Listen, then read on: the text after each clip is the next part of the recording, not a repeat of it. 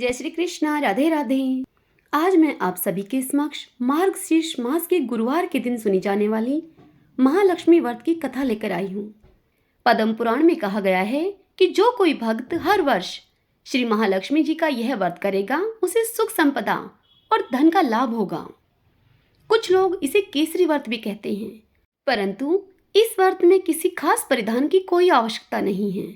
इसके अलावा महालक्ष्मी मंत्र, चालीसा, आरती इत्यादि का भी पाठ करना चाहिए अथवा सुनना चाहिए। आइए भगतजनों, अब हम श्री महालक्ष्मी गुरुवार के व्रत की कथा को सुनते हैं।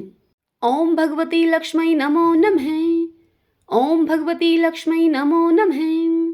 इस कथा के श्रवण अथवा पठन से दुख दारिद्र्य का नाश होता है। श्री महालक्ष्मी माता की कृपा से सुख संपत्ति ऐश्वर्य प्राप्त होता है। मन की हर इच्छा पूरी होती है। श्री महालक्ष्मी माता के अनेक रूप तथा नाम हैं। भूतल में भी छाया, शक्ति, तृष्णा, शांति, जाति, लज्जा, श्रद्धा, कांति, व्रति, स्मृति, दया, तुष्टि, माता, अधिष्ठात्री एवं लक्ष्मी के रूप में स्थित हैं। उन्हें प्रणाम करते हैं। कैलाश पर्वत पर पार्वती, क्षीर सागर में सिंधु कन्या, स्वर्गलोक में महालक्ष्मी, भूलोक में लक्ष्मी, ब्रह्मालोक में सावित्री, ग्वालों में राधिका, वृंदावन में राशेश्वरी, चंदन वन में चंद्रा, चंपक वन में गिरिजा, पद्म वन में पद्मा, माल्टियों में मालती, कुंदन वन में कुंददंती, केतकी वन में सुशीला, कदम्ब वन में कदम्बमाला, राजप्रसाद में राजलक्ष्मी और घर घर में गृहलक्ष्मी इन विभिन्न नामों से पहचानी जाती हैं। इस तरह से सर्वथा चारों ओर सर्वभूत में सुपरिचित माता श्री महालक्ष्मी की यह कथा है। भारत के सौराष्ट्र देश में द्वापर युग की यह कहानी हुई है। सौराष्ट्र में उस समय भद्रशर्वा नाम के राजा थे। वे राजा बड़े ही पराक्रमी थे। 4 वेद, 6 शास्त्र, 18 पुराणों का उन्हें ज्ञान था। उनकी रानी का नाम सूरत चंद्रिका था। रानी दिखने में तो बहुत सुंदर और सुलक्षणा थी तथा पतिव्रता भी थी। वह उन दोनों को 7 पुत्र तथा उसके बाद एक कन्या का वरदान मिला था। कन्या का नाम श्यामबाला था। एक बार महालक्ष्मी जी के मन में आया कि जाकर उस राजा के राजप्रसाद में रहे। इससे राजा को दुगनी धन दौलत की प्राप्ति होगी और वह इस धन दौलत से अपनी प्रजा को सुख और अधिक दे पाएगा। यदि गरीब के घर में वह रहे तो उसे धन दौलत प्राप्त हो। वह स्वार्थी की तरह केवल अपने ऊपर ही खर्च करेगा। यह सोचकर माता लक्ष्मी ने बूढ़ी ब्राह्मण स्त्री का रूप धारण कर लिया।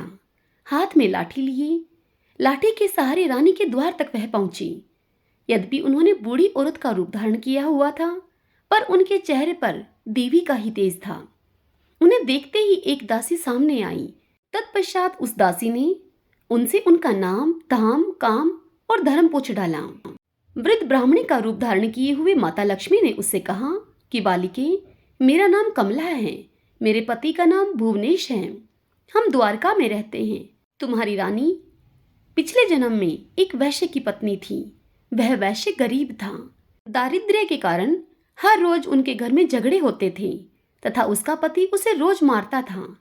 इन बातों से तंग आकर वह घर छोड़कर चली गई तथा वन जंगल में खाली पेट वह भटकने लगी। उसकी इस दुर्दशा पर मुझे बड़ी दया आई। तब मैंने उसे सुख संपत्ति देने वाली श्री महालक्ष्मी की कथा सुनाई। मेरे कहने पर उसने श्री महालक्ष्मी का व्रत भी किया। श्री महालक्ष्मी प्रसन्न हुई। उसकी गरीबी दूर हुई। उसका घर संसार, दौलत, संतति, संपत्ति से भर गया। बाद में पति पत्नी दोनों परलोक सिधार गए। लक्ष्मी व्रत करने के कारण वे लक्ष्मी लोक में रहे। उन्होंने जितने साल महालक्ष्मी का व्रत किया उतने साल उनको सुख भोगने को मिला। इस जन्म में उसका जन्म राजघराने में हुआ है, परंतु वह श्री महालक्ष्मी का व्रत करना भूल गई है। उसे यह याद दिलाने के लिए मैं आई हूँ।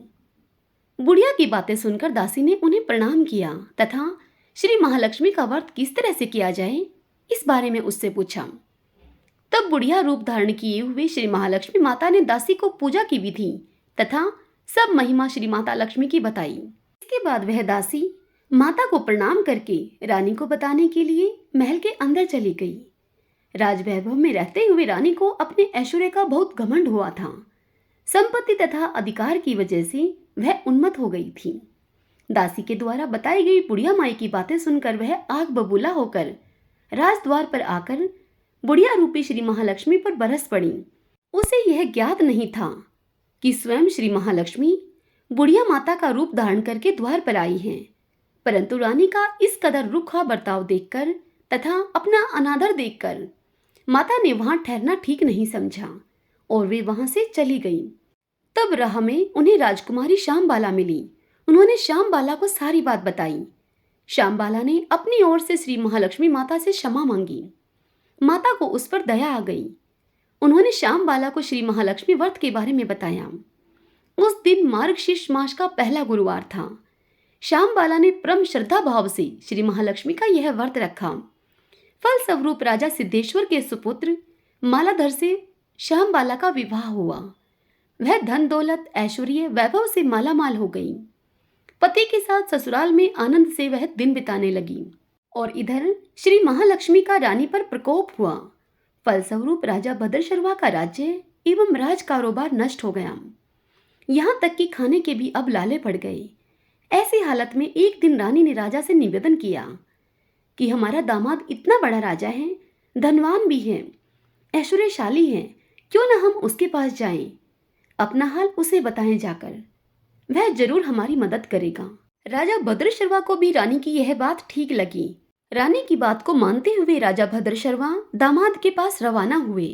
एक तालाब के किनारे थोड़ी देर विश्राम लेने के लिए वह वहां ठहरे। तालाब से पानी लेने के लिए आते जाते हुए दास दासियों ने उन्हें देखा। तत्पश्चात दासियों ने राजा से उनका परिचय पूछा। पूछताछ में पता चला कि वह रानी श्यामबाला के पिता हैं। तत्पश्चात दासियां दौड़ती हुई रानी श्यामबाला के पास जाकर उन्हें सारी बात बता देती हैं। रानी ने दासी के हाथ राज परिधान भेजकर बड़े ठाठ से उनका स्वागत तथा आदर सत्कार किया, खान पान करवाया। जब वे लौटने लगे तो सोने की मोहरों से घड़ा भरकर दे दिया। राजा भद्रशर्वा जब वापस लौटे तो उन्हें देखकर रानी सूरज चंद्रिका बड़ी खुश हुई। तत्पश्चात रानी ने सोने की मोहरों से भरे हुए घड़े का मुंह खोला और फिर अपना माथा पीटने लगी, क्योंकि घड़े में धन के बदले कोयले मिले उसे। यह सब श्री महालक्ष्मी के प्रकोप से हुआ। इस प्रकार दुर्दशा में उनके और कई दिन बीत गए। इस बार रानी स्वयं अपनी कन्या के पास गई। वह दिन अगहन मास का अंतिम गुरुवार का दिन था। श्यामबाला ने श्री महालक्ष्मी का व्रत किया हुआ था। उनकी पूजा की, अपनी माता से भी यह व्रत करवाया। तत्पश्चात रानी सूरज चंद्रिका अपने घर आई। घर आने पर श्री महालक्ष्मी का व्रत रखने से उसे फिर से अपना राजपाट, धन दौलत और ऐश्वर्य की प्राप्ति हुई। वह फिर से सुखी, शांति, आनंद में जीवन को बिताने लगी। कुछ दिनों के बाद राजकन्या श्यामबाला अपने पिता के घर आई। उसे अपने घर में आया हुआ देखकर सूरज चंद्रिका को पुरानी बातें सब याद आई। यही कि श्यामबाला ने अपने पिता को कोयलों से भरा हुआ घड़ा दिया था और उसे तो कुछ भी नहीं दिया था। इसी कारण श्यामबाला को पिता के घर आने पर उसका कोई भी आदर सत्कार नहीं हुआ, बल्कि अनादर ही हुआ। पर उसने इस बात का भी बुरा नहीं माना। अपने घर लौटते समय उसने पिता के घर से थोड़ा सा नमक ले लिया। अपने घर लौटने पर उसके पति ने उससे पूछा कि अपने मायके से क्या लाई हो। इस पर श्यामबाला ने अपने पति को जवाब दिया कि मैं तो वहां का सार लाई हूँ। तब श्यामबाला के पति ने उससे पूछा कि इस बात का क्या मतलब हुआ। तब श्यामबाला ने अपने पति से कहा कि थोड़ा धीरज रखिए, सब मालूम हो जाएगा। उस दिन श्यामबाला ने सारा भोजन नमक डाले बिना ही बनाया और फिर अपने पति को और स्वयं के लिए परोसा। पति ने खाना चखा। सारा खाना बिना नमक का था, इसलिए उन्हें भोजन करने में कोई स्वाद नहीं आया। फिर श्यामबाला ने थाली में नमक डाला। इससे सारा भोजन स्वादिष्ट लगने लगा। तब श्यामबाला ने अपने पति से कहा कि यही है वह मायके से लाया हुआ सार। पति को श्यामबाला की बात सही लगी। फिर वह दोनों हंसी मजाक करते हुए भोजन करने लगे।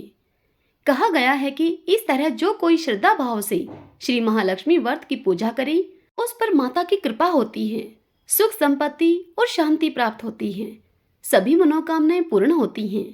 परंतु यह सब प्राप्त होने पर माता की पूजा को भूलना नहीं चाहिए।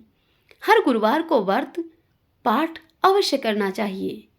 इस तरह श्री महालक्ष्मी जी की महिमा भक्तों की मनोकामनाओं को पूर्ण करती है।